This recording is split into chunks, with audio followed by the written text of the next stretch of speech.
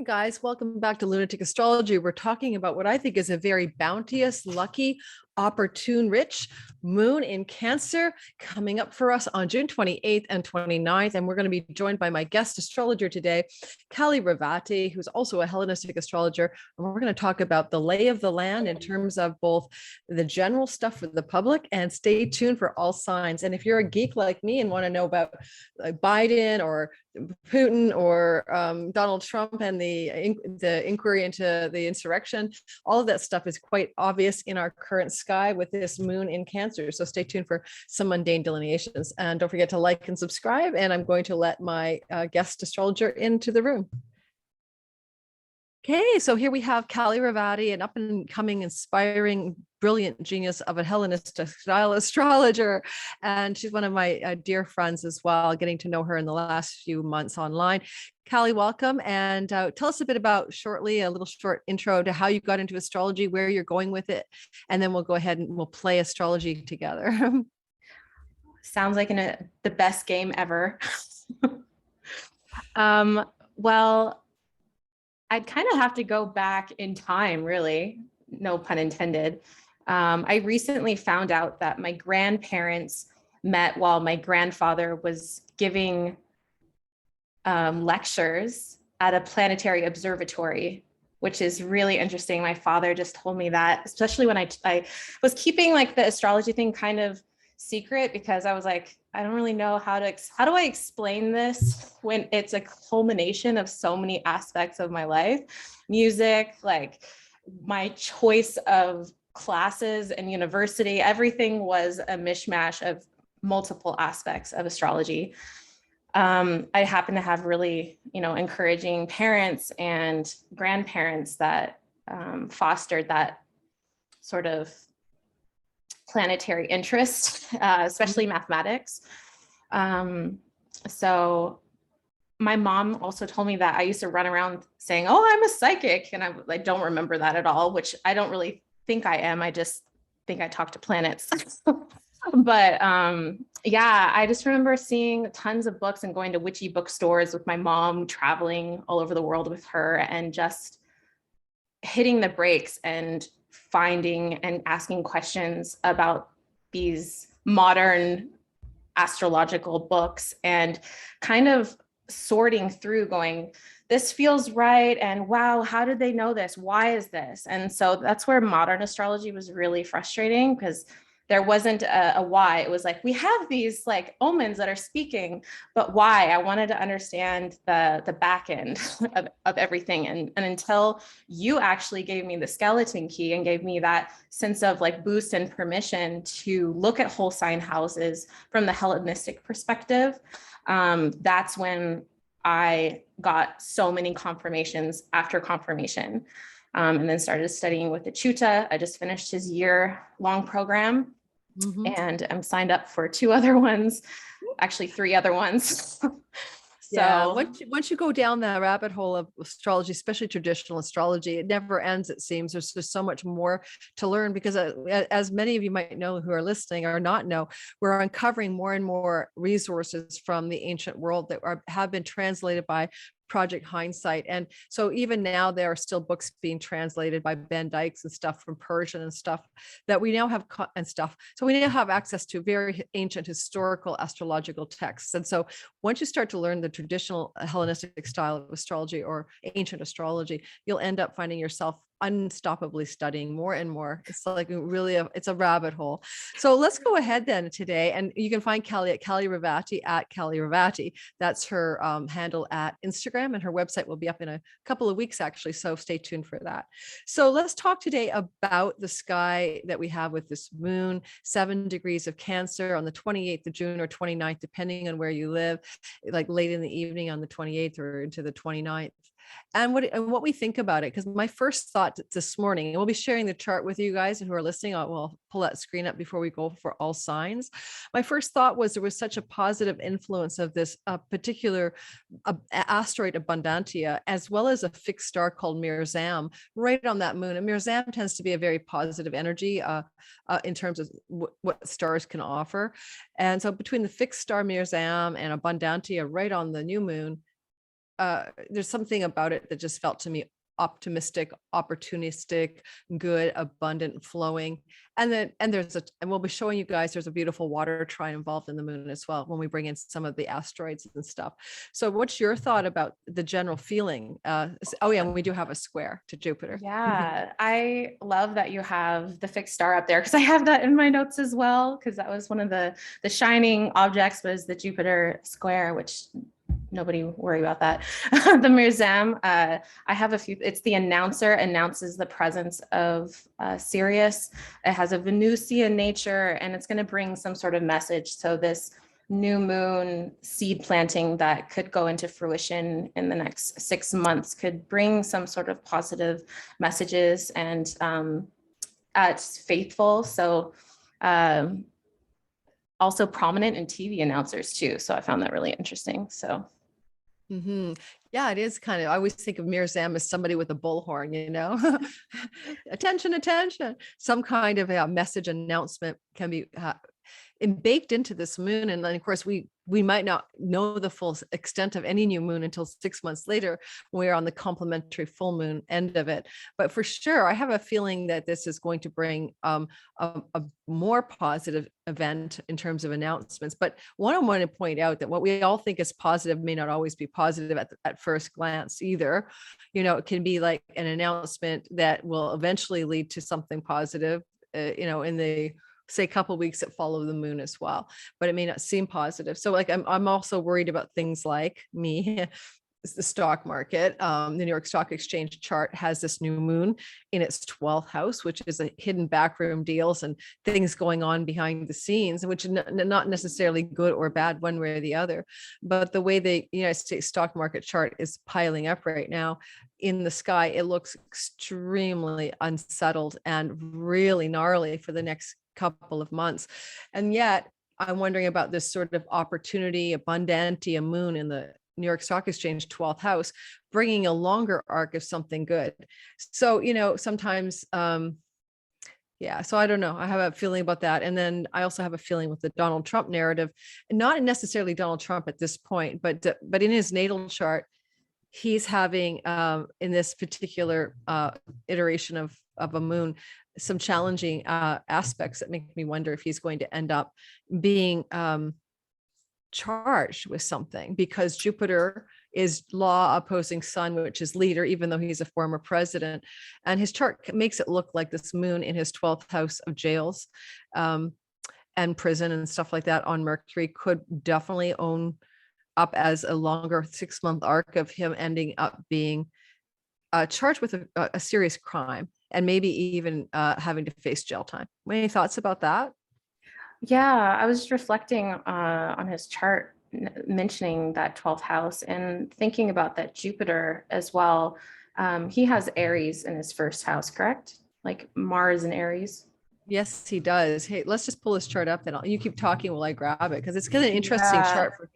I'm just like thinking about that Jupiter going in and then coming and backing out, and how that plays into something to do with government money as well.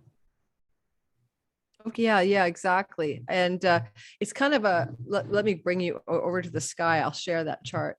Yeah, I just want to mention like Aries being like the exaltation of the sun, and the sun being that like 9th house, and like Martian, like has that, that's the reason why government money is brought up, because Jupiter is in this martial sign that is the exaltation of the sun, that has those significations. Yes, exactly. So we've got a very hot sky right now. Let me add all the pieces of the pie that are missing, because they're missing. I'm just really, this is to me is probably a real solid story of all of the things that are going on in our current sky today. I think the hearings that are ongoing in the United States right now, to do with the whole situation that happened with the riots on Capitol Hill. That's happening in the United States as we speak. They're having these like hearings, and Donald Trump is at the epicenter of all of that. And all roads lead to Rome. All roads keep leading back to what his his role was in that fateful event. And I have no political skin in the game. I'm Canadian, everybody. And don't forget, we are doing all signs. So if you don't like this kind of stuff, you don't have to stick around. You can wait till fast forward or whatever if you listen to the replay. But for us mundane geeks, let's go ahead and look at this guy for a sec. Yeah. So I did misspeak about it's Leo, but he does have, I just remember Mars being like right on his ascendant. So there it is. Yeah, it's Mars. Yeah. Sorry. Why this chart is in 2024. Again, even though I fixed it, I have no idea. There we are. There's a moon, 7 degrees. There's his Mercury 8. This is a house of jails and isolation and confinement. And this new moon is seeding something in that part of his sky. And he's going through a Uranus, a very difficult Uranus time as well. Uranus is bearing down on his midheaven in 2024. It will be exact. That can't be a good thing necessarily. It's kind of electric currents of shock and awe on his public profile or his reputation or his purpose career. And there's a bunch of other gnarly things happening as well. But as you said, right now, one of the things I think poor Donald Trump, he's born with Mars on his ascendant, which makes his world very win or lose, right? He's a highly competitive dog eat dog placement, Mars on the ascendant, combative, fighting, wanting to win, win, lose, win, lose. These are the narratives of that. And during that, moon that we have here in his, 12th house of incarceration, and there was something else I looked at this morning. And then the moon is square Jupiter. The new moon, sun are square Jupiter. This looks to me like it's baking in some Jupiter in the house of courts, right? In his house of legal courts and trials. It looks like he's going to end up with some serious problems as Jupiter finally gets back into that part of the sky in the first 5 months of next year. Because my feeling is whatever they discover now and whatever conclusions they have ongoing now, I don't think he'll find himself in the hottest water around it until Jupiter's return, December 20th, through his house of courts and legal battles. Yeah. And I mean, Saturn is in the house of his joy. So can't unsee that. There's he's isolation and 6 months from now. And he's a full moon baby, and he just had that full moon. So there's tons of light on the friends and like creative endeavors that may have gone wrong too. Yeah. So for one thing, the prediction I have just for fun is that this is a new moon that's seeding the undoing of Donald Trump in some significant way. Whether it actually leads to actual jail time or not, I don't know, but it doesn't look positive in my humble view. And I think that this is one of the stories I'm seeing, as well as the New York Stock Exchange. I'm not going to pull that chart up, but I do feel like it also is indicative of challenges behind the scenes in terms of the people who are, I'm going to say running the stock exchange, but people who are involved in the back end of financial markets, planting seeds that may, at the end of the day, with Jupiter square this new moon, it may lead to new legislation or new rules about certain things about the markets. But we've already done that. Like, the markets have been attempting to clean up for so long. With various regulations and rules to keep trading from going off the rails, and they have systems in place to keep the whole thing from like a bank run on the stock. So I'm not sure what that is, but I do feel the New York Stock Exchange is this is a seed in the New York Stock Exchange for some challenges down the road 6 months from now as well. We're already in the challenge zone. So, all right. So let's talk about, that's some general thoughts. Let's move away from celebrity land and move to just the general thoughts we have about the sky. And I'm opening up the sky so we can see it just as its own little indicator, and move everything else away. All right. Here we have it. It's looking very busy because everybody's in there now again. I had cleaned it up earlier. So everyone watching, we have a new moon sitting here in the 6th house, and you can see a triangle here that's called a water trine. And what's your experience of water trines? In this case, it's the new moon, sun and moon, flowing to, forget the midheaven, to the south node and down to this vestal flame of flowing up to Hygeia and down to the sacred flame of devotion. I'm going to clean it up while you ponder that. What do you think about that? my dear? The water trines, Hmm. huge capacity to hold and help others with expressing large emotions, things that are bigger than like collective emotions as well. I just think about that current and like the ebb and flow. And I have a lot of Cancerian people in my life. So, and just like watery people in general, myself included. I just see it as like a portal for diving into depths and to like healing. That's what I love about the new moon seed, is that we may not feel the effects right away, but when there is that full moon in Cancer 6 months from now, there may be some sort of breakthrough in a watery emotional front in our lives. Yeah, and to me, anytime I see Hygeia involved, in the ancient world, she was very much like mind, body, spirit. People petitioned Hygeia, the goddess of healing, but she also, for all the layers of healing that you could have, but she also looks a lot like, as you can see, the medical staff, the symbol for medicine. And during the pandemic, because Hygeia and hygiene go together, she was very much involved in our pandemic hygiene measures, such as hand washing and mask wearing. So she's kind of medicalized, in our modern world. So we have her up here, in the Scorpio 3-degree position, in this trine to the new moon, and also to the flame of sacred devotion and perseverance, and something we need to tend, something we need to pay attention to. And this is just a huge, beautiful water energy, as you said, that's full of, I don't know, like it's flowing, it's good, it's positive, it's something is, if we're talking pandemic and we see a water trine involving Hygeia, who was very involved in the pandemic itself, it may have something to do with solutions around things to do with contagions or pandemic illnesses and things like that, or new flowing developments 6 months from now around those themes.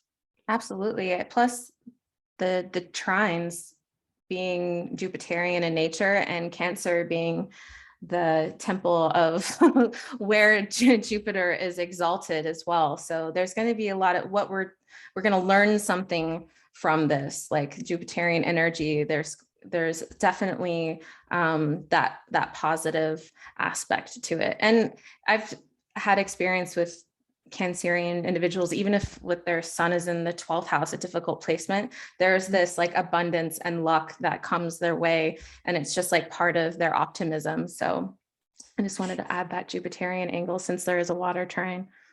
Yeah, it is, exactly. And yeah, the moon's in the exaltation house of Jupiter. It feels also that with Hygeia in Pisces, that's the fourth house of the Sibley US chart, right? The root of the chart, the bottom of the sky. It could have something to do as well with, healing in the homeland of the United States, or because Hygeia is involved as well, or some very positive developments to do with the things to do with governance, rules, regulations, healing, illness, or trying to think of another angle on that, or the anything else about that. Let me think. What is that again? That's I have to do math. 4, 5, 6, 7, 8. Yeah, Cancer is the eighth house of the United States. That could be the stock markets, or the stuff to do with the money in the country of the United States, to do with marketing, merchandising, stock markets, banking systems. So we have a lot of flow here that could also look like some kind of return to prosperity, because there is a recession pending, it seems. And so 6 months from now, it looks like there's some kind of, at least in the United States, some kind of possible shift around that. Yeah, it's feeling very 2008. Yeah, it does feel like 2008 all over again. It really does. But there could be, I don't know what it is, but some kind of positive 6 months out from now, more of a soft landing in a recession than a hard landing that we thought we'd have. That's kind of how I feel. I actually feel that anyway in the 2023 sky, that we're not looking at the end of the world. So obviously we're in tough times in 22.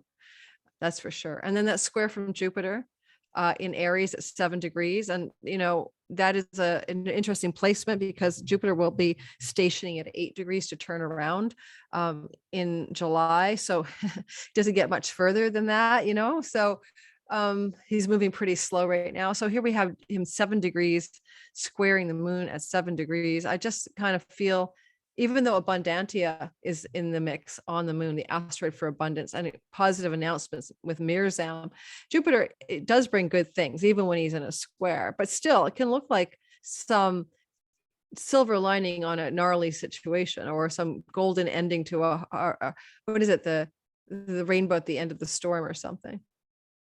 Definitely. Yeah. He's not going to go much farther, 8.5, maybe degrees, and then starts to back up. So yeah, he's moving pretty slowly right now.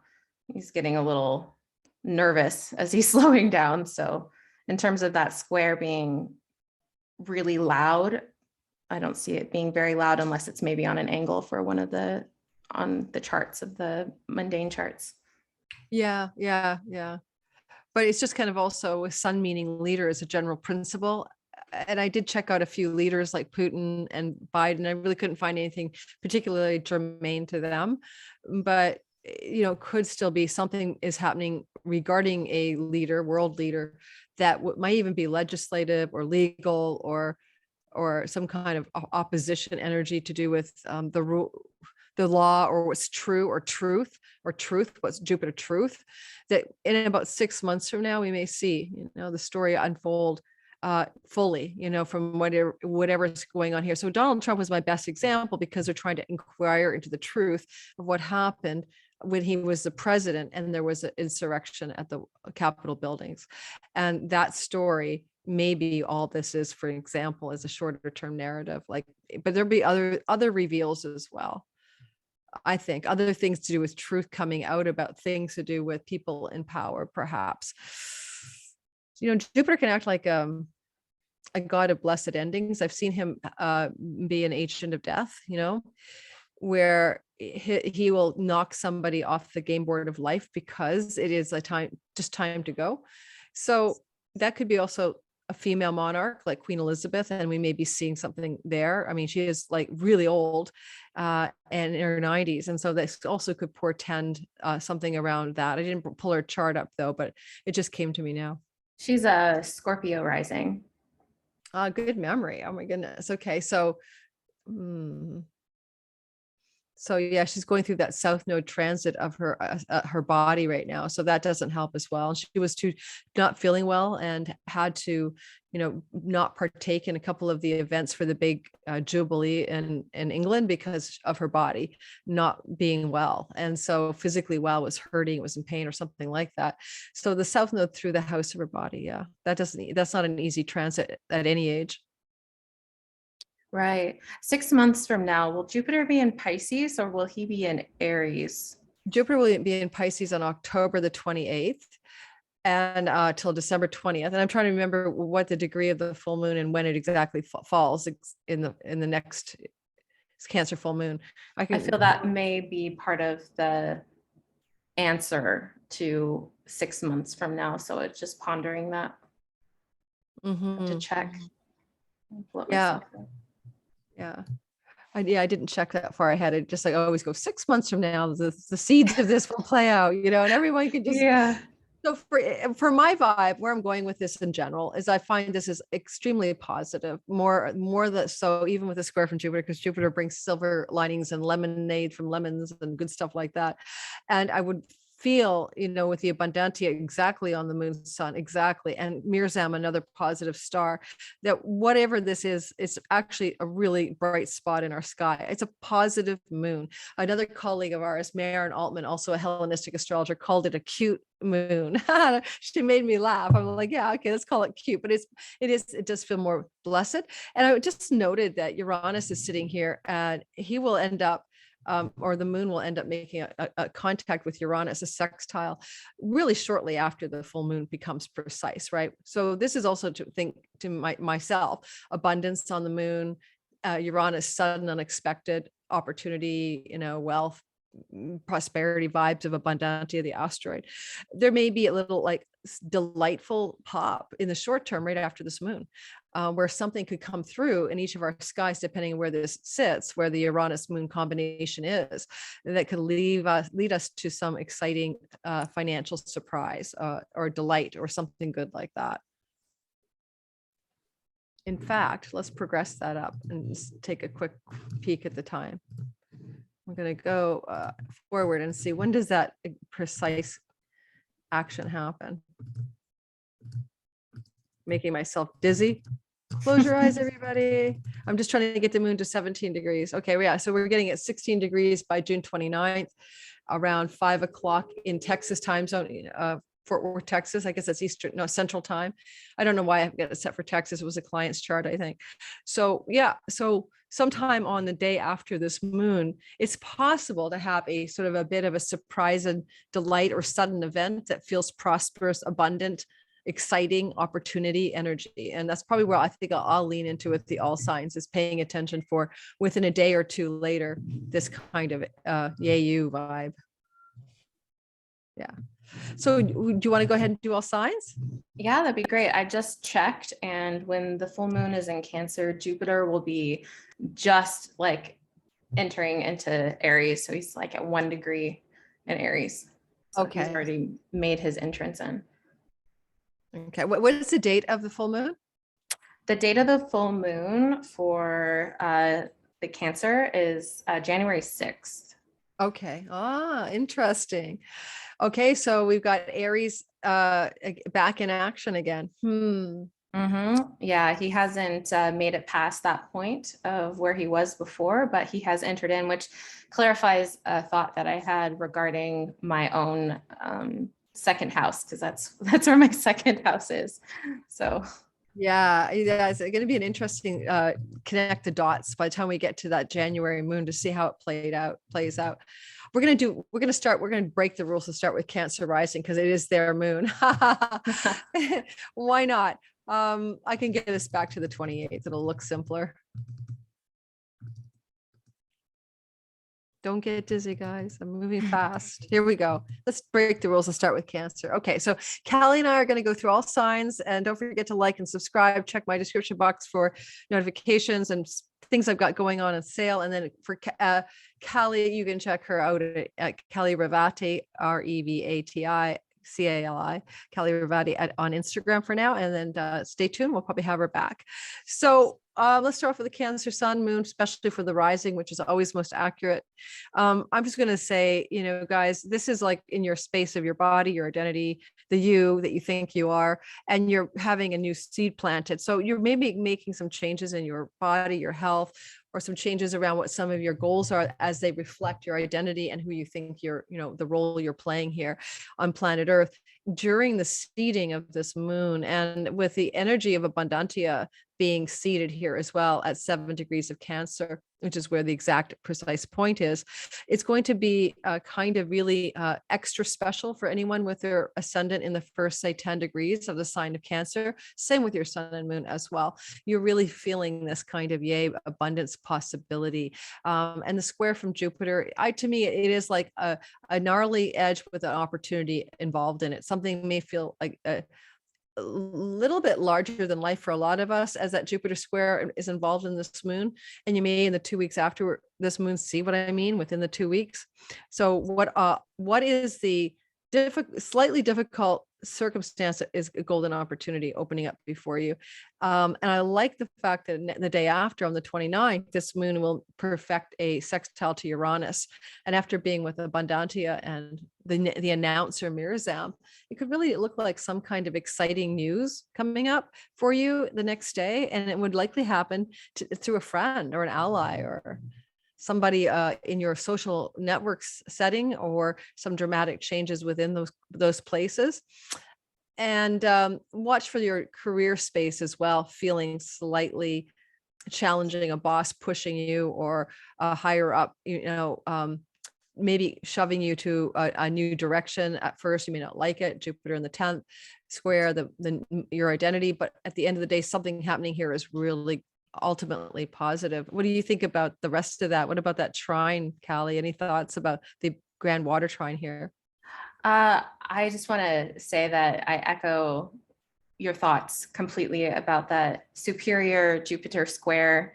And that I'm also picking up on a side note that because of that moon moving quickly to that sextile to Uranus and Venusian aspects, like go have some fun out with friends, like go dance, go dance outside with your feet on the ground and just dream in something that you want to bring into the world in the next 6 months. Like Lori said, that Jupiterian, maybe there's some sort of authority figure that's saying, no, you got to focus and you have to get things done. But I'm also seeing some really light and fun things coming up ahead. Yeah, that's a good point. Especially with Uranus, it could even be you're invited to go to like I don't know, a rave, an orgy, or a drumming circle with psychedelics or something like. In other words, but it might be an opportunity outside the box of your comfort zone, but go for it for sure. I do like the fact that there's this water trine in houses 1, 5, and 9. And there's a feeling here with that Hygeia in the 5th house. You may be healing something to do with play, fun, joy, and pleasure, and enjoying your life. Some kind of baked in, are you having fun? Question mark. Is it time to lighten up a bit? Because you get a lot of joy in that 5th house, and Hygeia is offering some healing in this part of the sky. Also, if you have a gift or talent or skill, Cancers, that you think you're good at, but you haven't been using, the South Node in your 5th house transit can really help you bring almost like hidden gifts or spiritual gifts or talents to your life again. And that's an ongoing story until next July. So keep that in mind, because this could be activating the desire to pick up a talent or an ability, even an artistic one that you've let languish and you haven't been using. And with the Vestal flame in the 9th, it could be getting back in touch with some of the more meaningful aspects of your life story, like the meaning of your life, basically. Yeah. I love that for Cancer. Yeah. I'm taking all my Cancer friends in one day we'll move, and like, I got to get them back in their groove for their joy and their play. All righty, let's move on and keep everybody a good clip here. So Leo, sun, moon, rising sign. It's a moon in the 12th house, and it does offer up opportunities and abundance of some sort. But the 12th house can be very subtle. So it could be the riches within your inner landscape of your psyche, your dreams, maybe even things that you need to contemplate about reality or yourself. If you want to start a new beginning around your health, especially regarding things you put into the body that are non-nurturing, this could be an opening for that. Is it really nurturing to, eat that substance or imbibe that alcohol or whatever it is? Because this is a bit of a self-undoing zone of the house. Your 12th house can be very much about addictions and bad habits. So you could refresh the button, Leos, and really start brand spanking new on some new cleanup action. And the Mirzam star here with Abundantia, pay attention to announcements from your still small voice within, or within the context of maybe your nocturnal dreams. And Callie, I don't know if you knew this, but like, in dreams at night, in one of the Hellenistic texts, come out of the 9th house, but then also in other documents, including Vedic astrology, dreams at night can be connected to the 12th house. But Jupiter squaring from the 9th house of dreams at night, or going to the Asclepium and asking the oracle for a dream message, right? That's the 9th house stuff. Maybe a spiritual teacher is coming your way, Jupiter in the 9th, either in the interior realms, like we're talking about the dream realms or your meditations, or maybe for real, maybe you're going to get a push or a shove from somebody who's a spiritual mentor or authority for you, even a life coach. Get your antenna open for whatever spirit might be saying and speaking through. And shadow work, anything to do with like questions or past life readings, or really wanting to have an understanding and setting an intention for that. And 6 months from now, or even on the way there, maybe there's some sort of contradictory like vibe coming from some sort of 9th house, like right brain individual that's saying, no, don't do that, but follow your instincts. Like watery empaths need to be flushed through and really cleansed. And that 12th house is the joy of Saturn. So has has there been a feeling of isolation that you want to break through from? And is there a light that you want to shine in the dark, that you want to dig into? But it requires you to be isolated and be away from other people's energies, as watery signs are very empathetic. So kind of what I'm Yeah. doing. I know the water trine too, being like in the moksha houses, the spiritual liberation 12, 4, and 8, which moksha houses are of the nature of water in Indian astrology. And they have to do with our spiritual awakening. So this is like a really mystical moon, a very deep spiritual looking, nourishing moon to go inside, underneath, upside down in your life, go into your inner life, go to the root of stuff in the 4th house, look at your ancestral stories. Are they true? Do you want to hold on to them? What do you want to ditch? And that 8th house could be also what sacred devotional flame are you going to light, like a Bic lighter in the house of the deep mysteries, the occult wonders, and that kind of thing. Certainly it could also have to do with opportunity for money, because 8th house money stuff could be activated here.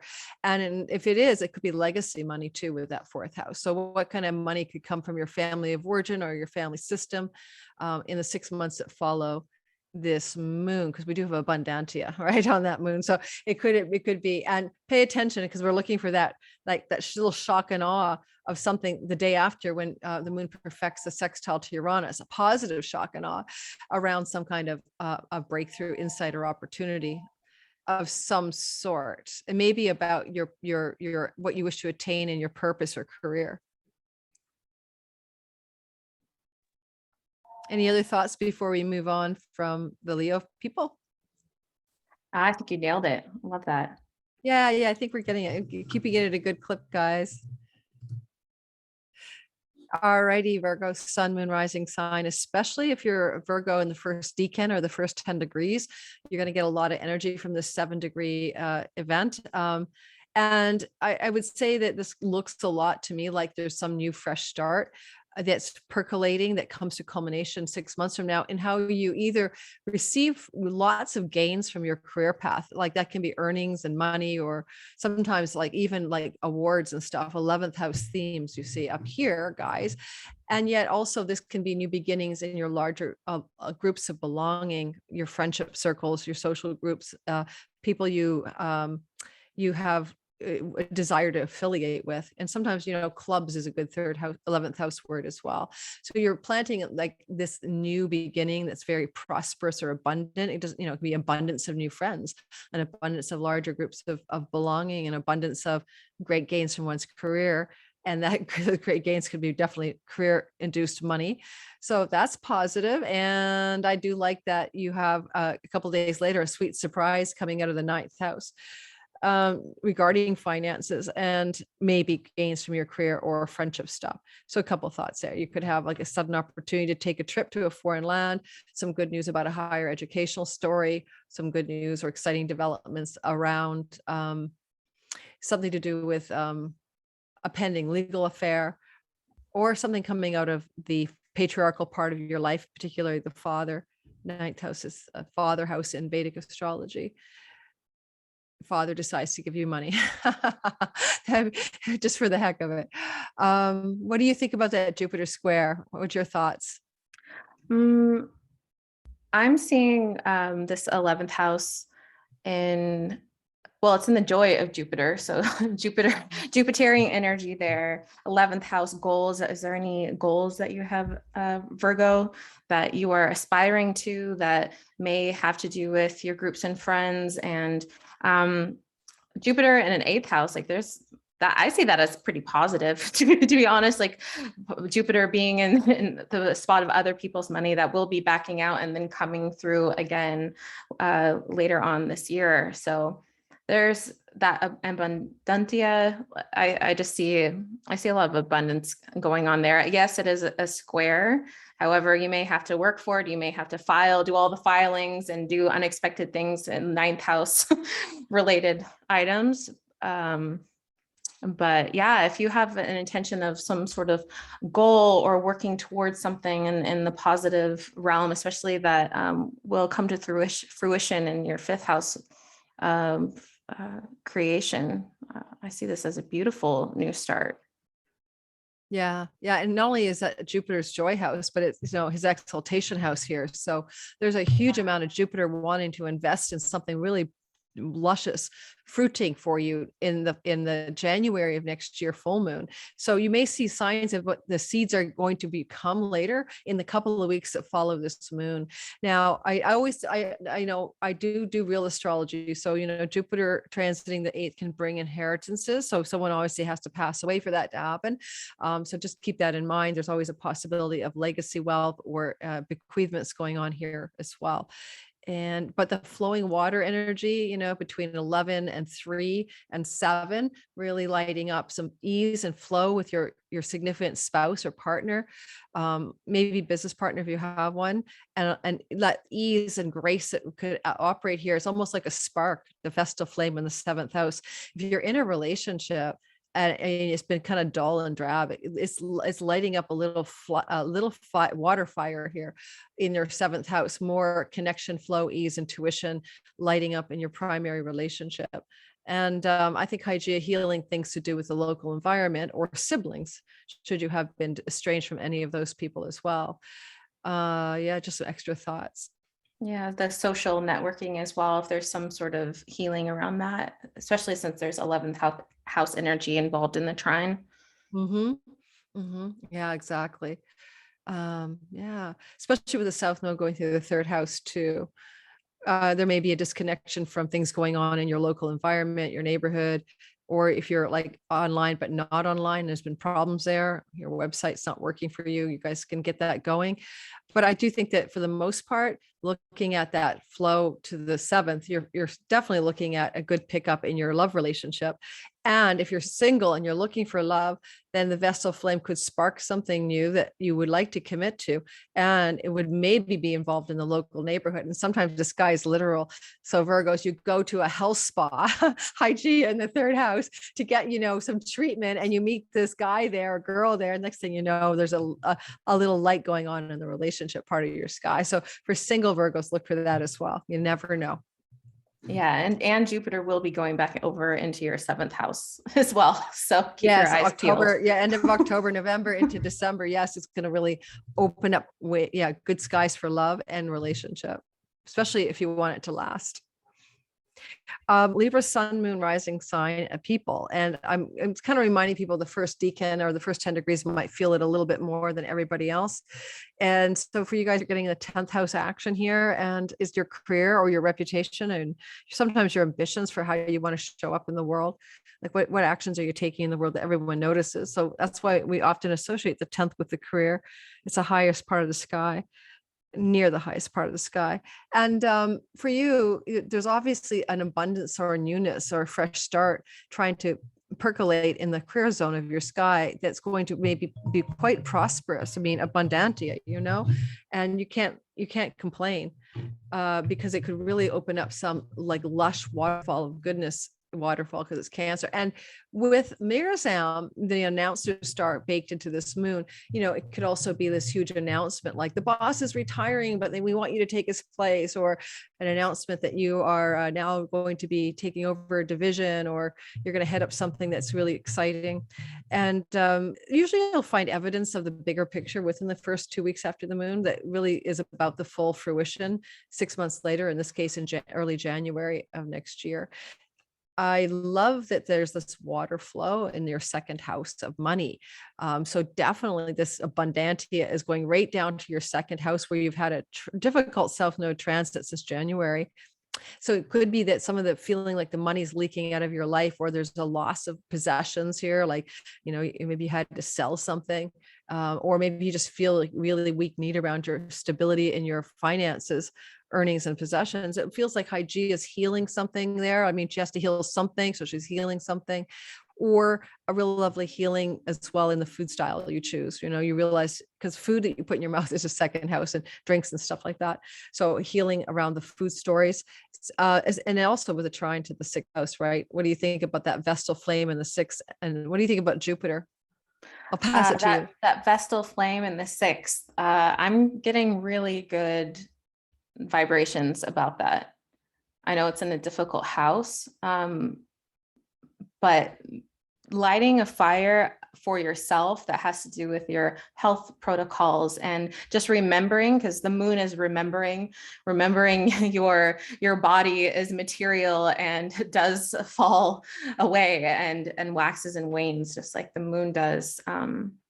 That there's a little flame, light it, so that you can see just what you do every day that can contribute as you're being seen in the world. So if there's something that you want to be seen as in the world, or have a new image of, and then with that square from the 7th house, maybe pressure from a significant other, for maybe, are you working too much in your field, and they are like, wait a minute, what about us?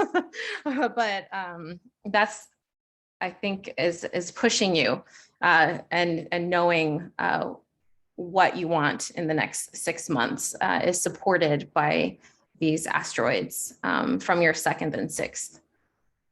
Yeah, it looks really good for renewing one's health through food and lifestyle choices, as well as an opportunity for greater flow financially through your work. With Jupiter in the 7th, sometimes the 7th looks like oaths, contracts, and obligations we make, and even legal ones like signing on the dotted line. So Jupiter, a god of luck, can also mean that you get an opportunity that may feel daunting or too large or something, because Jupiter, right, very big energy, to make an agreement with somebody that's legalish, and yet it's coming into that work environment. So there's that too. True, and pay attention, and pay attention to the day after or so, when that Uranus moon bit comes into perfection, because that's a money house as well. But of course, it's also the secrets, right? So what shocking, surprising secret is revealed? It's actually good though to hear about it, because you needed to hear. Like, they've been voting you the best in the office for the last, taking polls, and everyone's trying not to let you know you won, but you find out anyway. I don't know. Yeah, what secretive ways of getting money, that are hush hush, that are not known to your spouse. Joking. Oh yeah, exactly. Or yeah, so what's going on in the secrets house for sure, and or money house.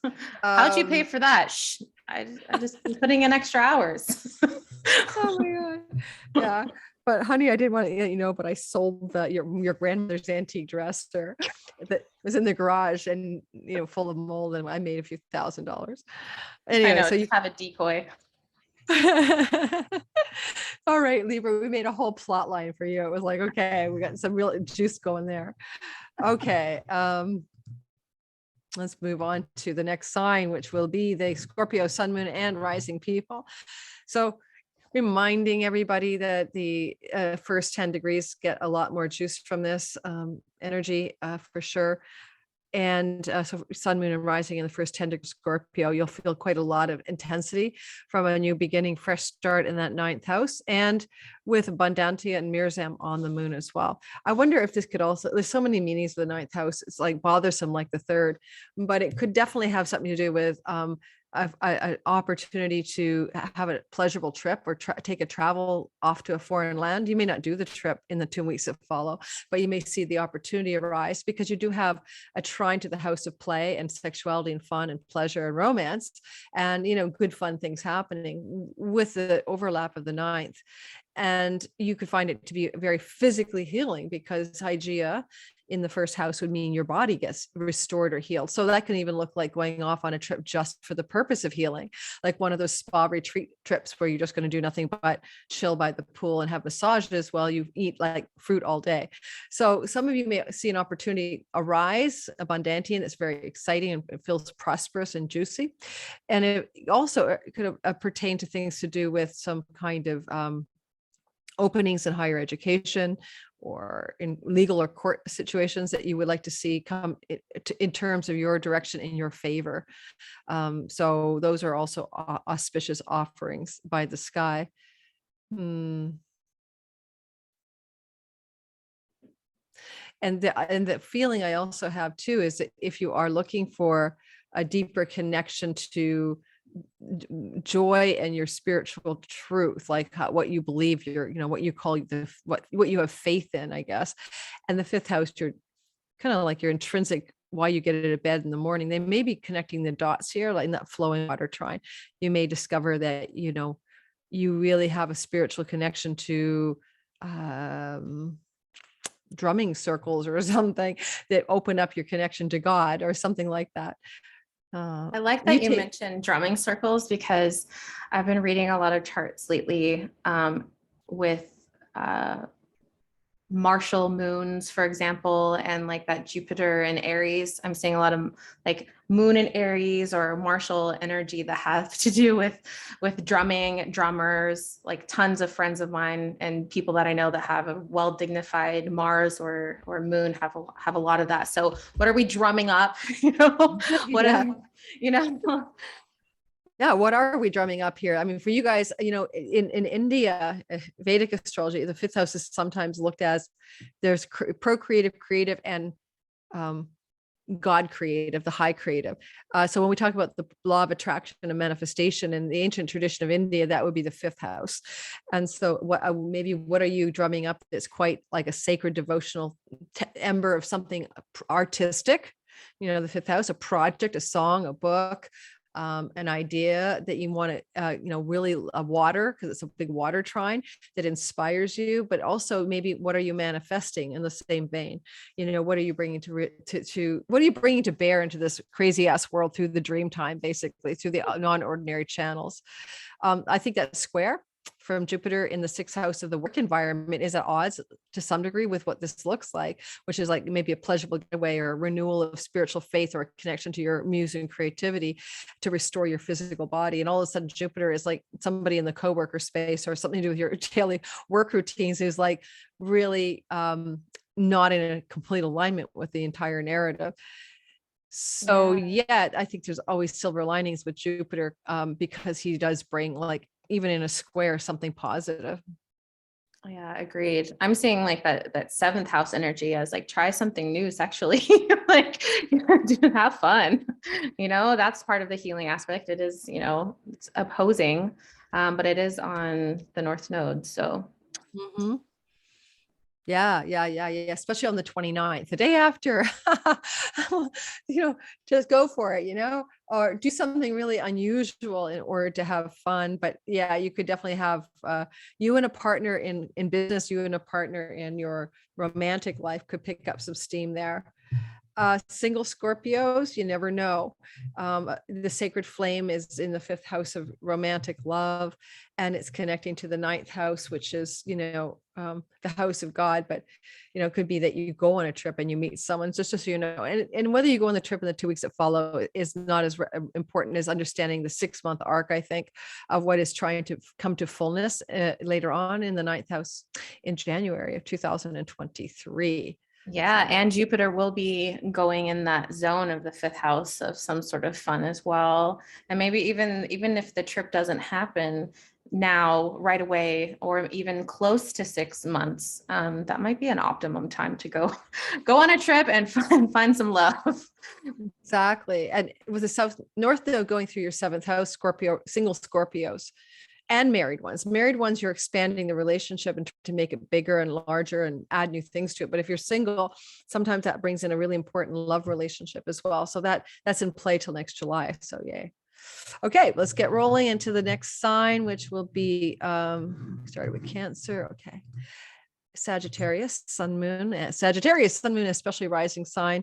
Now, I'm not going to even tell you about the first decan and all that, because, this is an aversion to the new moon. So I'm not counting that. So all of you Sagittarius, though, will definitely feel something subtle, something deep, something under the surface reverberating towards you from the 8th house of secrets and the occult mysteries and other people's money. And you may find that this is a new beginning for you to do with money, and money to do with home or land or real estate. And that's a Vestal flame in your 4th house. Some Sagittarius may be able to see this out picturing, especially in the couple of weeks that follow, around themes of property and maybe abundance from property, whether it's the sale of a property, a new lease that's really affordable, or something you're going to do on or in your property that creates an abundance of money for you in that 8th house.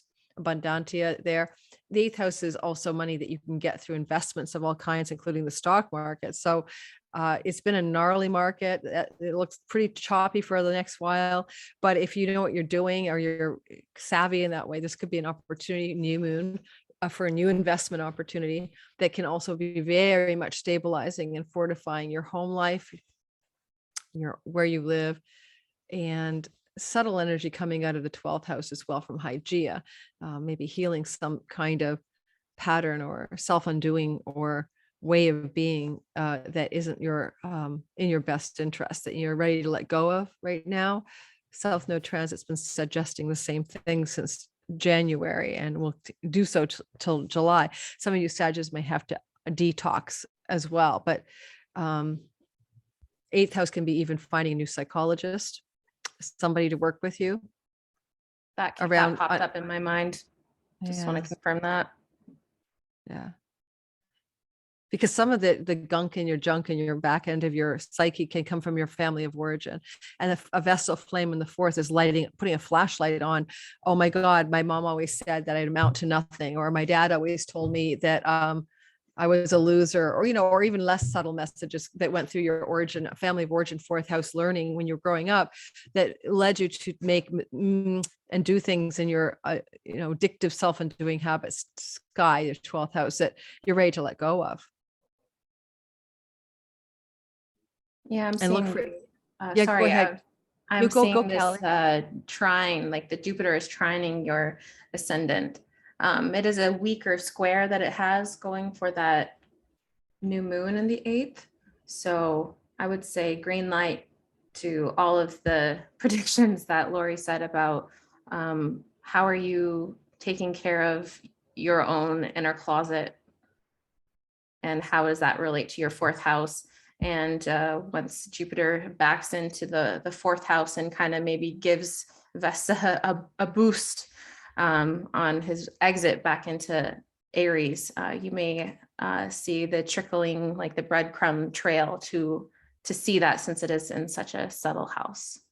Yes, exactly. So there is like the Jupiter really fortifying your 4th house, October 28th to December 20th, before that full moon in January. I do feel like, yeah, such a great point, Callie, that Jupiter trine energy to your 1st house, especially if you're in the first 10 degrees of Sag, is such an auspicious time.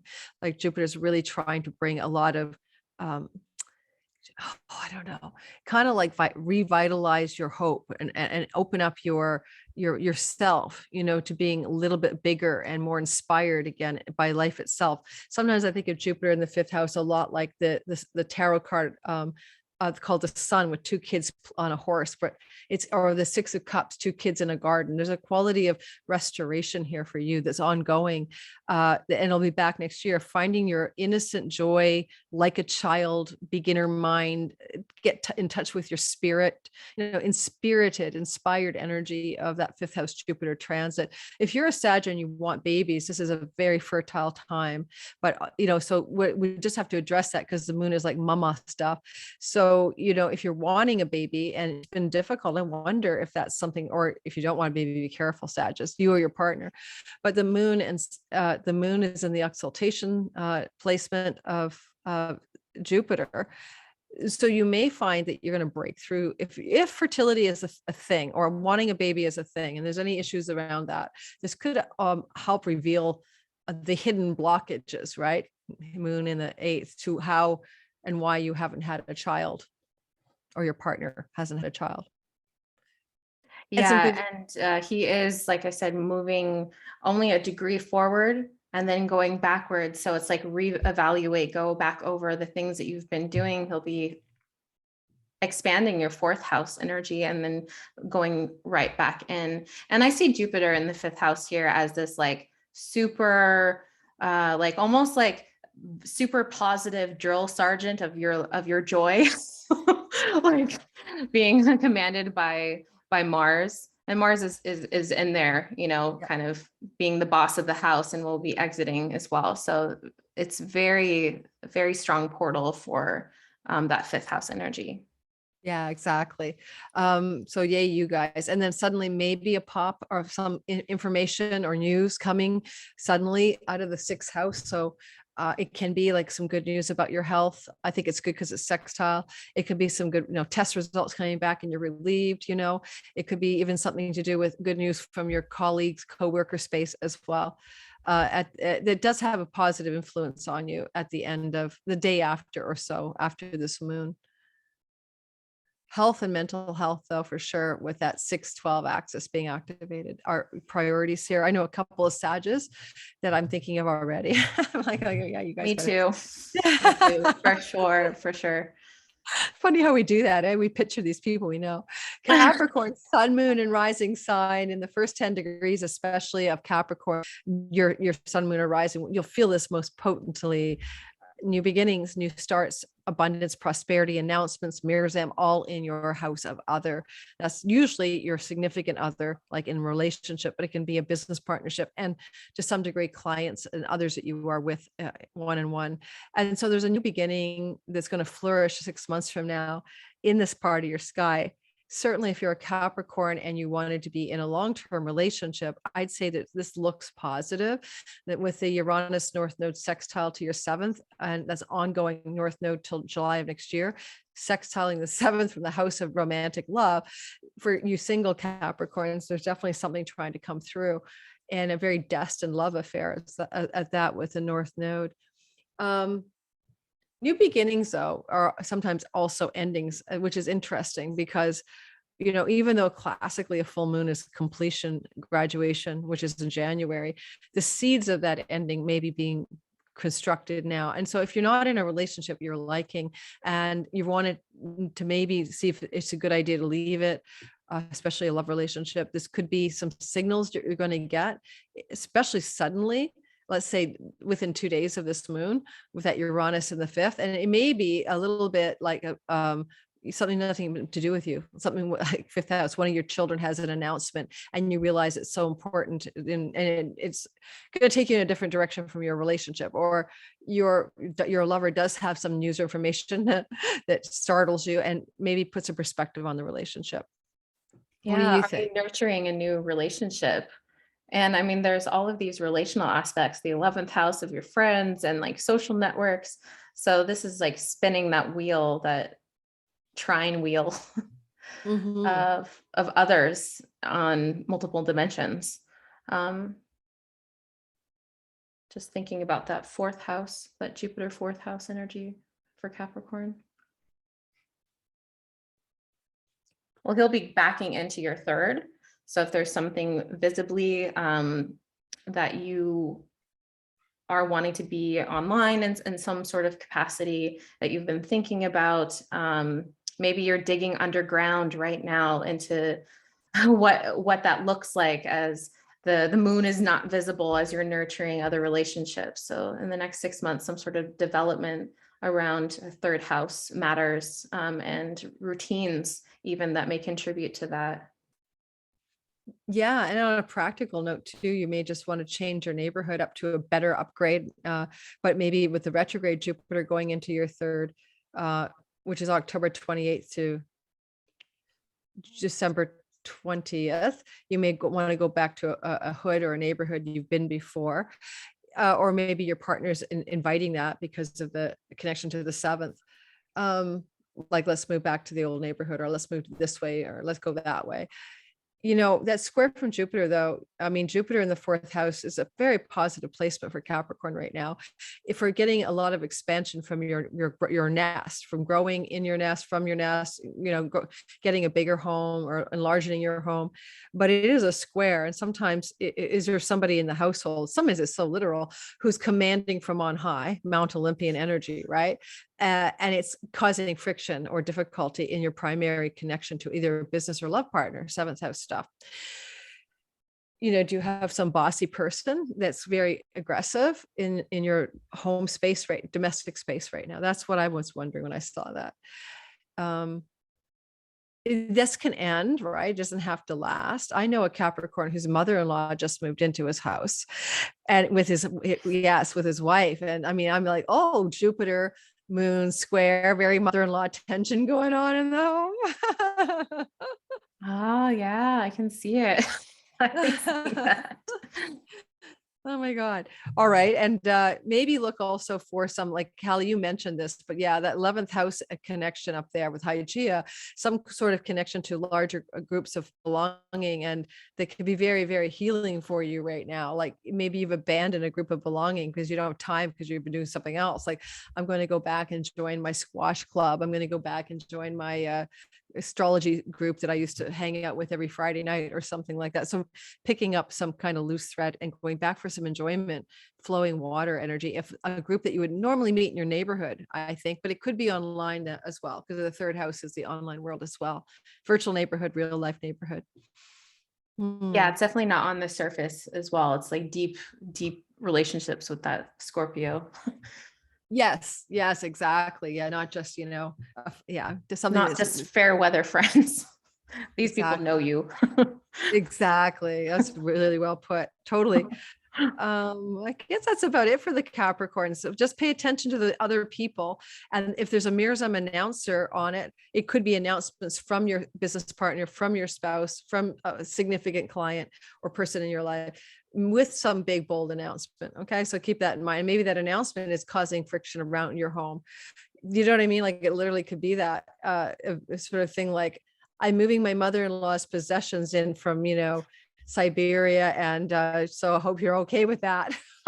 Yeah, it's like Jupiter taking up a lot of space, and it can be a side, like stinky side eye that it's giving. It doesn't like necessarily stop you from doing whatever you want to do, but you may get some stink eye, with whatever announcement comes. Exactly. Exactly. Let's see what happens to my Capricorn person with the mother-in-law. Yeah, maybe they speak a different language, so it's like just ignore it. Oh, they do speak a different language too. I know, with that foreign, like with that sun Oh. exaltation. Oh my God, yeah.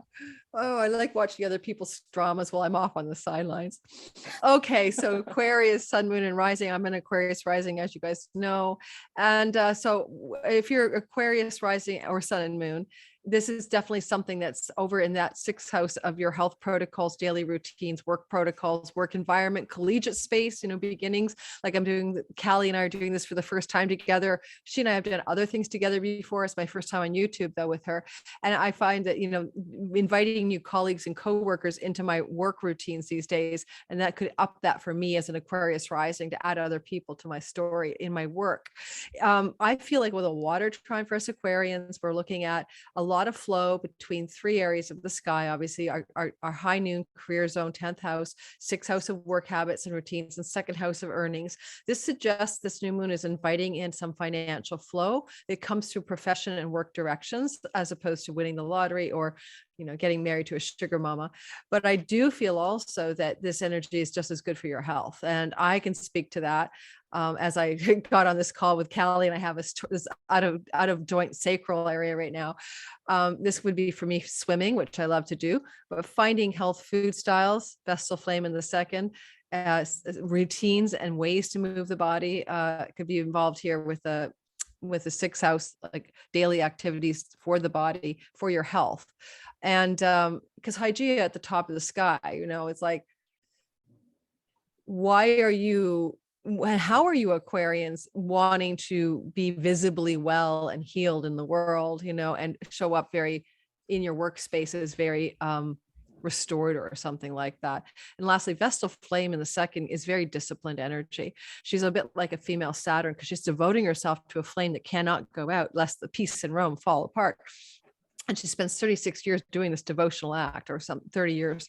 And so I think that for a lot of Aquarius, we're putting in almost like a sacred devotional energy into the ways and means by which we're earning money or planning to earn money. And some of the full fruit of that won't necessarily be fully visible until the full moon in January of 2023. But we are seeding what we need for that to be true.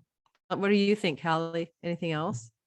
Yeah, I'm seeing this like Vestal Flame, like speaking, like paying testimony to like independence and like a new revival about how you are seen in the world, and maybe repairing a new image, but also how nurturing your clients but how nurturing yourself will nurture your clients and it will cause this like this ripple that will spin the 2, the 6, and the 10, like for how you're seen and money making and independent ventures. This third house, Jupiter there, expanding in social media networks. I've seen a lot of Jupiter in the third house where they've like had opportunity to be in visible on daily like talk shows or whatever the case may be that has to do with like daily media. And I see this as an opportunity, especially since it's going to backtrack into your second and maybe boosting your second house and boosting that vestal flame as well, pointing back to what you feed to your body. And then maybe whatever you're doing right now is almost like training towards how you want to be seen in the next 6 months, since he will return into your third house. So if you want to be visible, if you want to have some sort of new entrepreneurial aspect, flow with that in the next six months as he's hanging out in your second and third houses. Yeah, it's really all great points. I also think of Jupiter in the third house wanting to expand one's online world or online reach as well. But there's this gritty tension right now that comes from that moon. Don't forget the moon is nurturing, self-nurturing, caring, loving, nesting, feathering one's nest energy. Like I can feel that in my own life right now, the push-pull between needing a vacation, as I said to my daughter, and the drive to keep that flame going in my second house. When I look at that Uranus North Node energy, and especially that the moon will perfect the next day on the 29th with that sextile to Uranus. For a lot of Aquarius, there's going to be some unexpected but positive development regarding your nest, literally home, where you live, your apartment, your house, or something going on in your house. So there could be an opportunity, like you hear about a great rental or a house you want to sell or buy or move, or something you want to change in from your home. And this stuff is very accurate and very literal. The other day, there was this announcement that the Canadians are let out of jail regarding being imprisoned for being unvaccinated, and we can leave the country. And yes, I'm not vaccinated. I had COVID twice, and I'm fine. And the point of that story is that happened during an actual event in my sky where I was predicting something would happen that would shock and awe me all at once, to do with themes of Uranus, Venus, and travel. So when I look at this for us Aquarians, I'm like, something's going on from your nest in your home base, and you're going to find it's surprising. You didn't necessarily expect it, and you may see it in the first 2 weeks after the moon, and it will come to a real full energy as well. Like it'll fully open up all of its petals for us in January, where that new beginning regarding home is way more luscious as next year begins. Do you see in 6 months how maybe the possibility of opening up different revenues because of that 12th house fruition for the full moon, maybe different avenues? Yes, absolutely. Yeah, new avenues of money or connections to the words foreign lands or foreign shores, or revenue from foreign lands or foreign shores. Yeah, there's that too. Or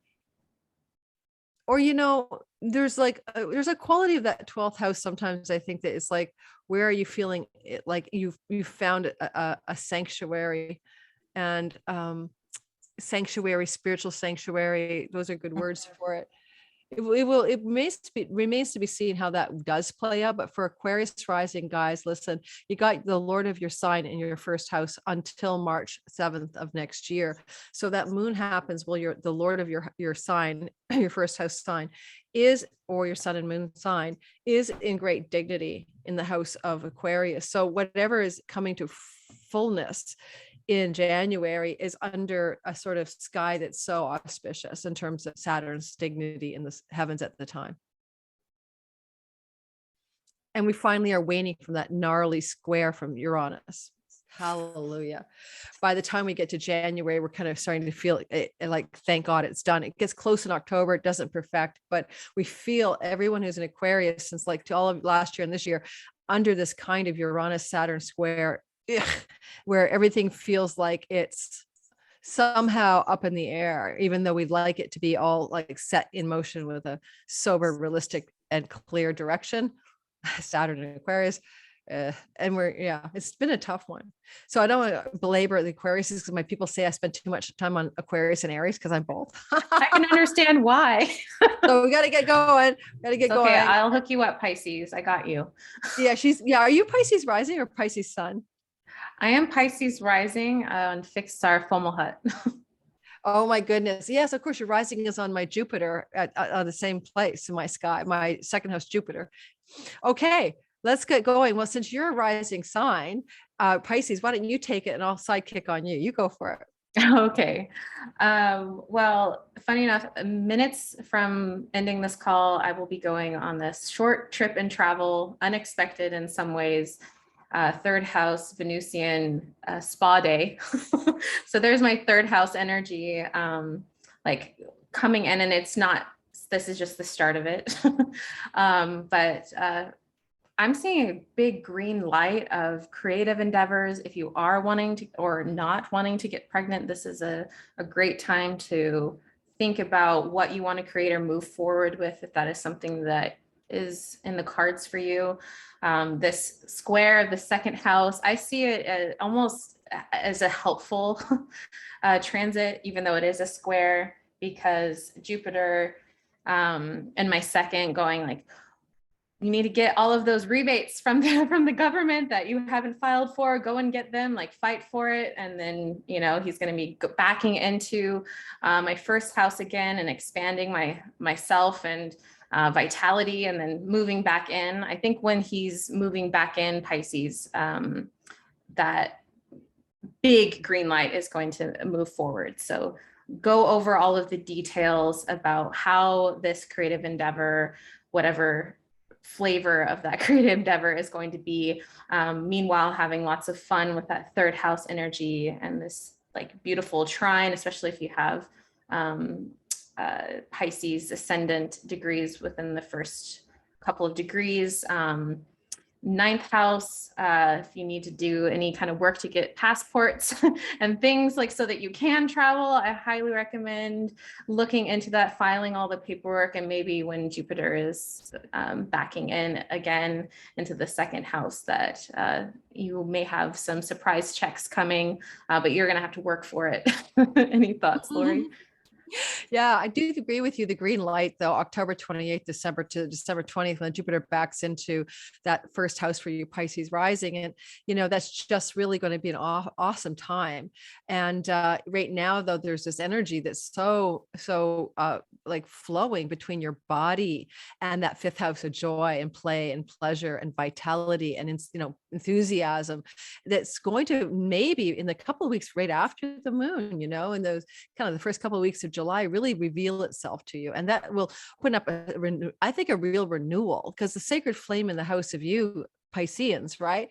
Is like, where is this devotion to yourself? What do you need to tend in your own body mind complex? But you're not doing it from duty, obligation, and hardship, but from inspiration, enthusiasm, pleasure, and play. I mean, it's just like such a nice 5-1 flow. Or what creations, like, as you said, creations are you putting into being, whether they're business or artistic creations, that are going to really be just inspiring you, and you're going to tend it from a place of joyful devotion versus duty and obligation. And I do think with that ninth house Hygeia, cleaning up any legal matters, including like if this is a new business you want to start, fifth house, business enterprise, independent business enterprise, ninth house legal things, get your incorporation, get your LLC, get all those things all filed away that you might need. Or Kelly kept saying, get your government rebate checks if you're due. And the day after the moon, I think there's going to be a nice little surprise from something in your local environment, maybe third house, or from a sibling. So I have a Pisces rising sister, so maybe I can give her a surprise the day after the moon. I don't know what it would be. something nice. But yeah, or yeah, some kind of little like yay surprise from the third house. So Yeah. people.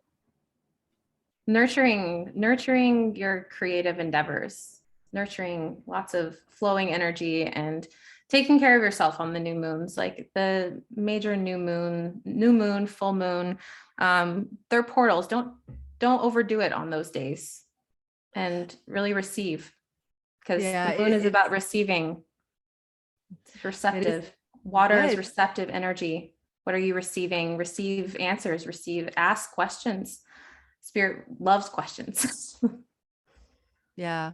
I wonder too, there's that element of our children, if we have them in the fifth house, and a new moon here for you guys too. So Pisces, pay attention to something going on with your kids a couple of weeks after the moon that may play out more fully in January next year.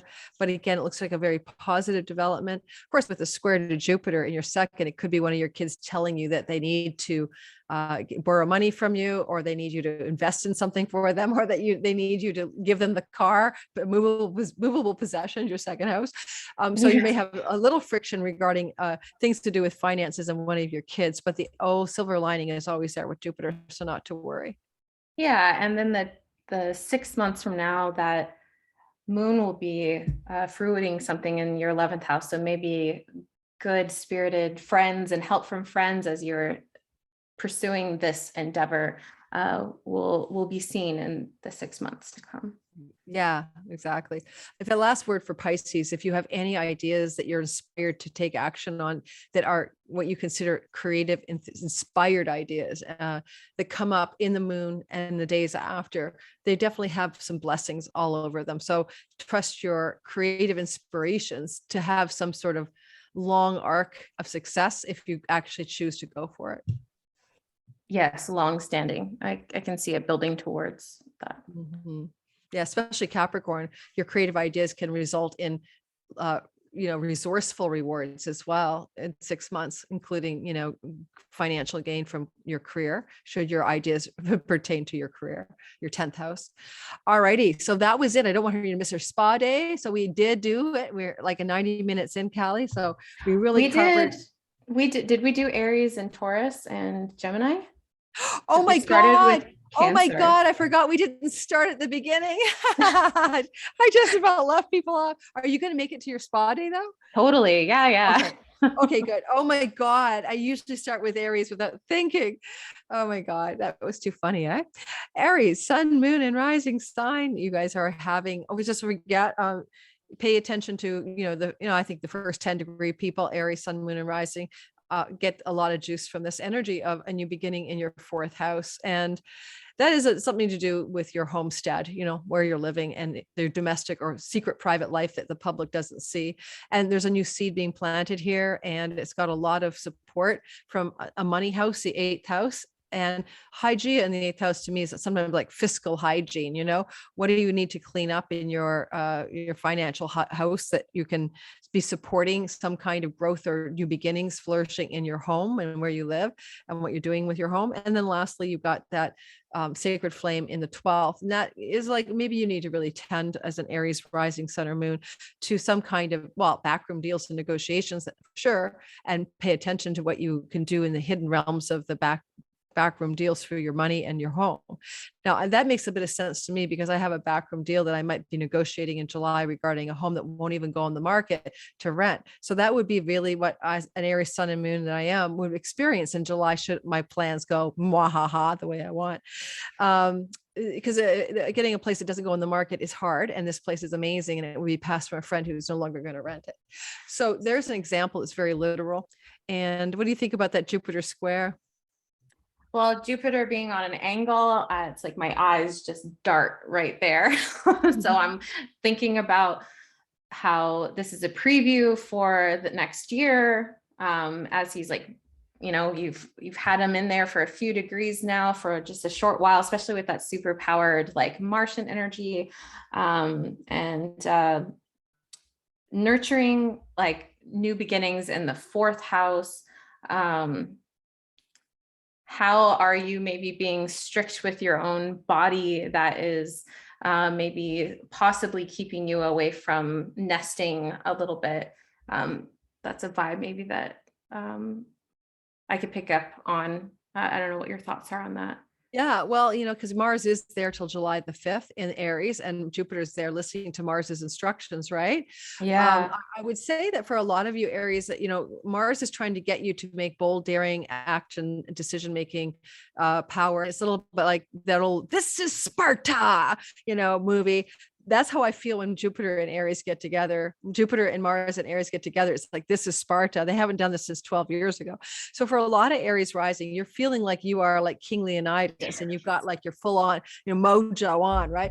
But it can also be at the expense of, Kelly said, that like nesting, nurturing, subtle, cozy stuff. Like I just freaking, this is Sparta, Aries, Sun and Moon, Mercury. I just killed it because I hurt my frigging, sacroiliac or my tailbone or something by being this is Sparta. And I really maybe, I'm seeing some of that robust go-getter in me, seeing some consequences right now. And this is Sparta doesn't mean that I was out there pole vaulting, it meant that I was spending a lot of time working and sitting, and it's not the best thing for my body right now. Yeah, I can just listening to you talk about that, like those two elements really are like clashing in a way, and nesting, nurturing energy, and like having had Mars on my ascendant as a Pisces, and understanding like be careful with your physical body, like you're not Superman or woman, like be very aware during this transit that you have a super powered Mars that's like giving the grabbing you to give this impulse to like pump tons of iron, and like it's summertime, like it just boosts of energy. So that was glowing when I look at Aries sky. What was that? Yeah, me too. But I also would say make your own opportunities, because with Jupiter in your first house, you are the opportunity maker. You are the manufacturer of your luck. You are magnetic, charismatic, and people want to help you. You're leaderful. So you Aries rising, especially, but Aries sun and moon as well, feel like for a long time you haven't felt this. It's been 12 years, Aries, since you felt so boldly commanding in your essence. And so you want to make that opportunity happen. But again, with a water trine on this moon there, and that, don't forget, it will feel like this is true for the first 2 weeks of July. How can you nest in a bit and soften up and flow a bit more and take your sword off, put it on the sword rack for at least a couple of weeks? Because as we know, this fruits right into a big full moon in January, I think you said 6 of 2023, and that's a career moon, and that's like fullness in the house of your reputation, your career, your success in the world. So it's worth the trine space of the nest and slowing it down just a little bit, and maybe softening into 8th house occult energies as well. Like Hygeia in the 8th house can very well be like, something like a hypnotist, a past life regressionist. I'm booked, for an example, but I have to reschedule it because I was too busy for a quantum healing hypnosis session. So maybe I'll get that done in the couple of weeks after this moon. Oh yeah. And then Uranus, like bringing that light and bolt of like healing energy across that like 2 and 8 axis as well. So next year when Jupiter is back into his like Aries air,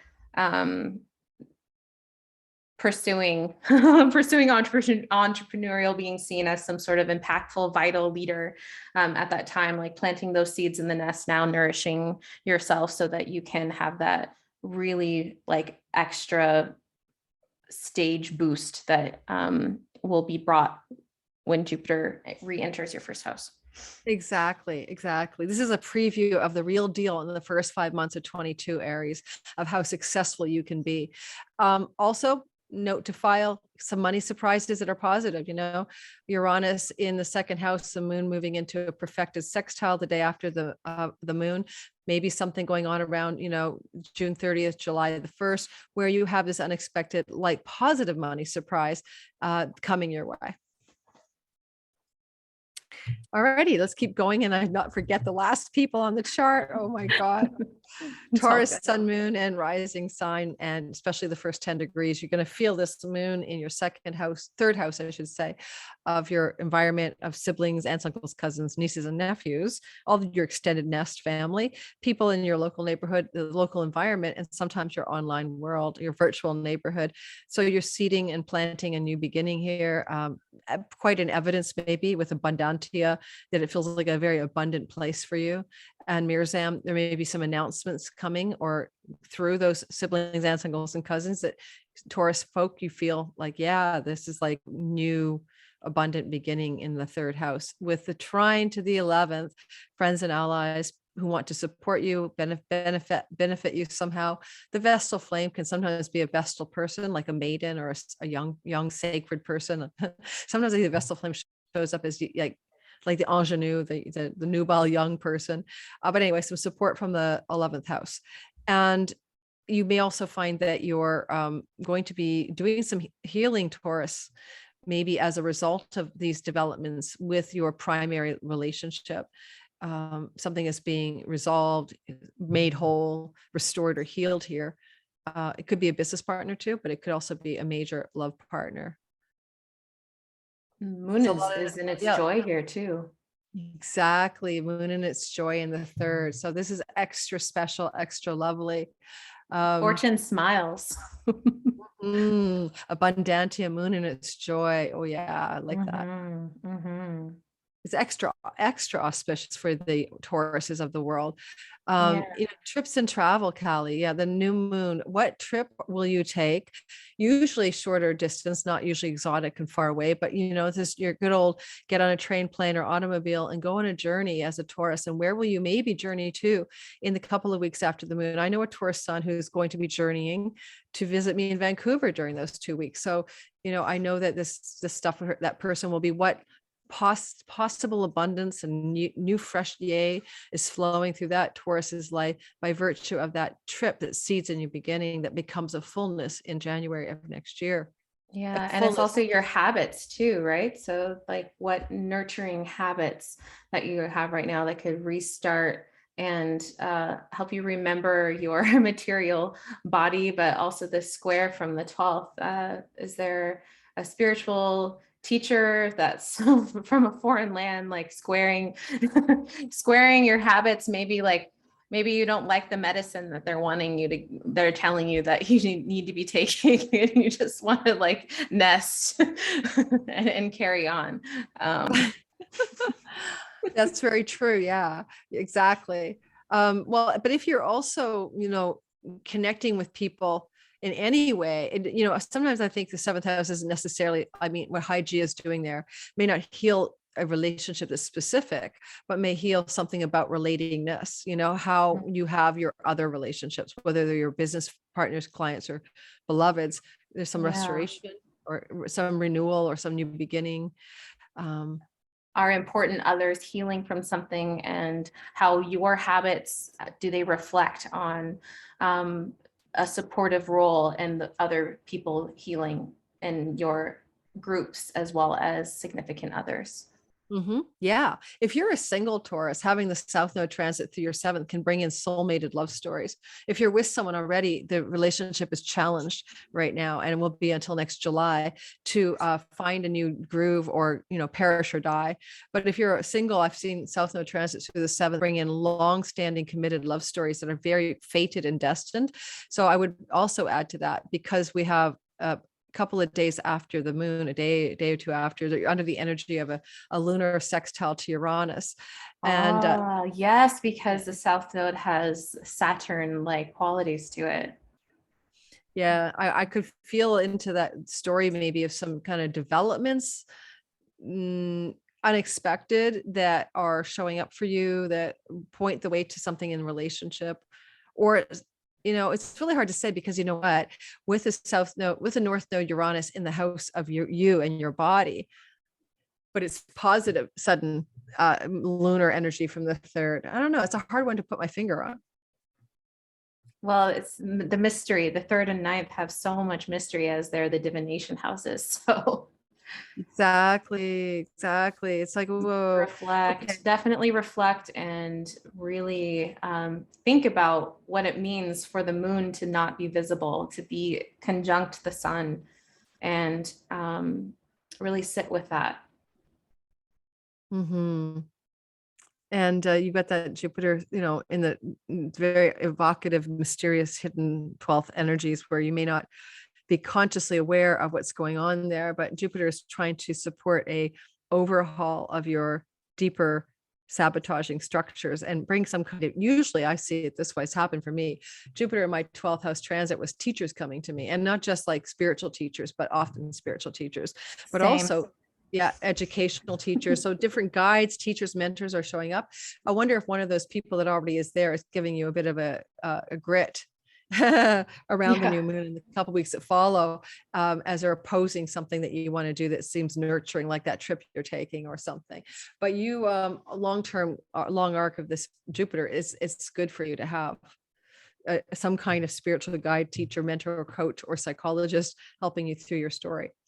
I think that's about it. And like, I know a lot of Tauruses, so I've got, like, even my daughter's a Taurus sun. I keep thinking about, how that could work for her for sure. All right, we're going to go lastly to Gemini, sun, moon, and rising people. So Gemini, with this new beginning, seeding, abundance, and Mirzam, the great announcer star, sitting in your second house of your possessions and your earnings, sometimes your value, self-worth, the house of speech, and the house of what you eat and put in your mouth, the things that go into your face.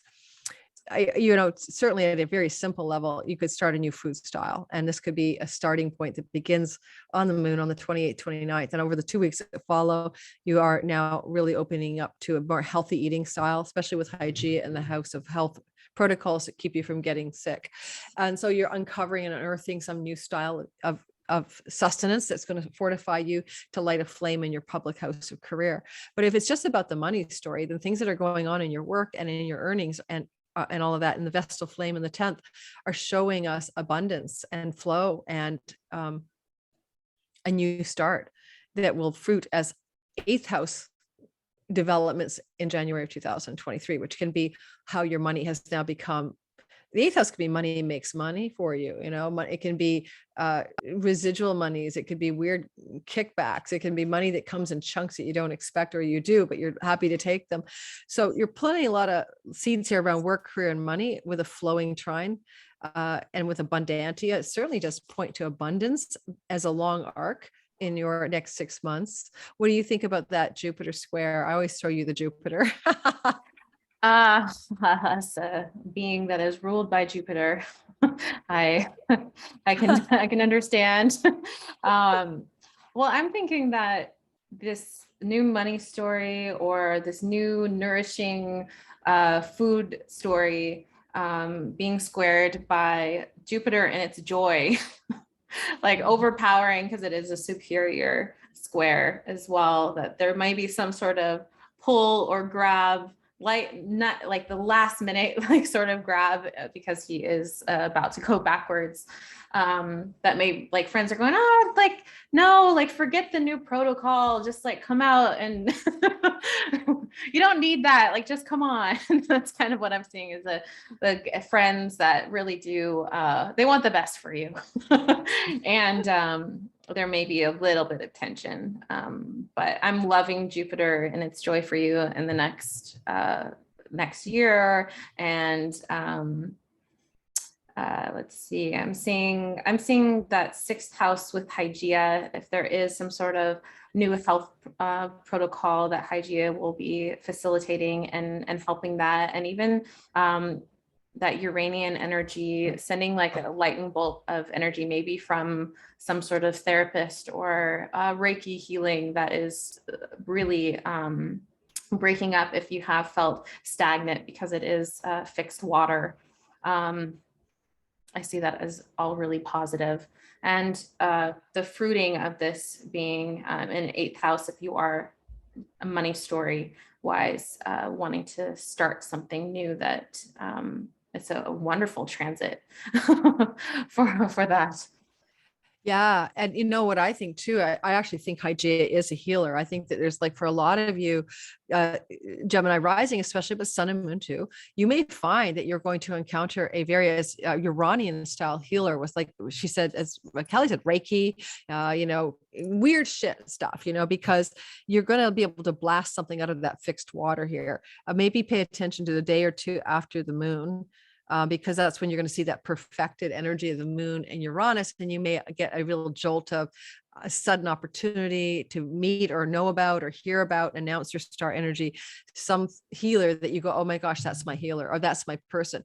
Hygeia in their sixth house can also be allopathic medicine people. I've seen that for sure, but Scorpio makes me think it's very much more mysterious. And we've got Uranus across the way as well. But, you know, it's just like healers that come to you in this time of the 2 weeks after the moon, or that you discover, or that you're called to be with or work with, can be a part of a great financial reward structure that's coming to fullness in the January. It really helps your work career axis. Yeah, the Vestal flame, like the devotion to your career at this point, like right at the top of the angle. Mm-hmm. Yeah. And then Jupiter going back in there to kind of give an extra boost. Yeah, the boost is like October 28th to December 20th, guys, where like whatever is going on in this beginning of a new moon energy in the money house, trine the career house, you're going to really see also just some real sweetness of almost like a garden that was a lotus garden full of lotus flowers in a pond that everybody's sprouting in the top of your sky with these gorgeous blossoms. And frogs hopping there and everything, and dragonflies swimming over the pond. And that's all happening for you up at the top of the sky, October 28th, yay, to December 20th. So this is the beginning of some of that. Very lush. It's very much, I can smell the flowers now. Alrighty, so we're going to finish up so Callie can spa day it out. And I'm going to see if I can go lie on the beach and ground in earth so that I can heal my sacral area, my sacroiliac joint. If you guys are listening and you have any tips for sacral realignment, because I was perfectly aligned yesterday and I got this great treatment for kind of like a myofascial cranial sacral physio, and I walked out healed, but I couldn't hold the adjustment. And I woke up this morning after sleeping and I'm back again. So, you know, psychosomatic or what, I don't think so, but I need to, if anyone has tips on keeping the sacral joint, the sacroiliac area aligned, let me know. All righty. Thanks, guys. Like and subscribe. Hit the bell for notifications. Go check Callie Ravati on Instagram at Callie Ravati. And she'll have her website out soon. So she's an amazing, really, really good astrologer. Hellenistic as well. Thank you so much for Thanks, having Kelly. me. I'm going to stop the recording so I can say goodbye to you first. Okay. Bye, everyone. Okay. So yeah, so we're saying bye to them, and then you and I'll say goodbye.